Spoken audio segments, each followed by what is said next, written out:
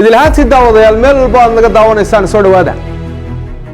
ma ka mid tahay dadyowga xiiseynaya kubadda cagta koobka adduunka kaliya waxaa ka harsan 48 cisho daawade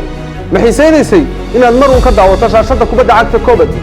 2022 waxaa martigelinaya dalka Qatar gaar ahaan caasimadda Dawxa oo loo diyaariyay garoomo kala duwan hoteelo kala duwan iyo goobo dadku ay ku soo dalxiisi doonaan iyadoo dadkii ugu faraha badnaa ay ku soo qulqulayaan gaar ahaan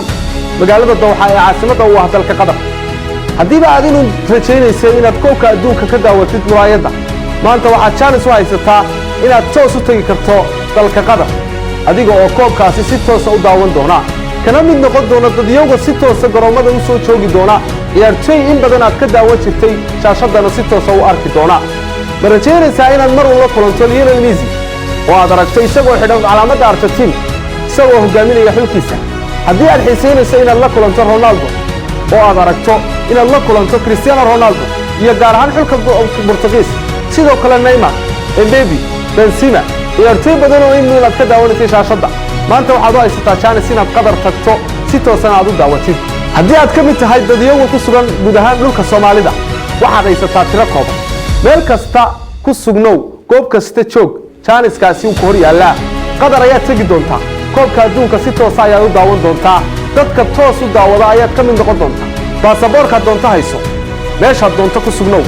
kaliya waxa lagaga baahan yahay sawir kura iyo baasaboorkaaga si aad u koobka adduunka u soo daawato qiimaha aad ku tagaysaa waa mid ku raali gelin doona oo kooban si aad uga mid noqoto dadyowga tagaya hore u gaar xafiiska uu ku leeyahay Orbit Travel gaar ahaan magaalada Hargeysa oo ah xarunta ugu badan ay ka tagi doonaan dadka soo daawan doona koobka adduunka wixii faahfaahina ama macluumaad dheeraad ah halkan ayaad kala socon doontaa iyadoo xaruntooda guud ay ku taalo masjidka Calimataan gaar ahaan Fooqaada Baradho halkaas aad uga hagaagi doonto Orbit Travel macluumaadka dheerigaana shaashada ayaad kala socon doontaa waxaan idin leeyahay haddii aad ka mid tahay dadka xiiseynaya adiga kamida dhammaantiin waynu tagi karnaa guud ahaan waxaan idin leeyahay namarsa si aynu ugu soo daawano koobka adduunka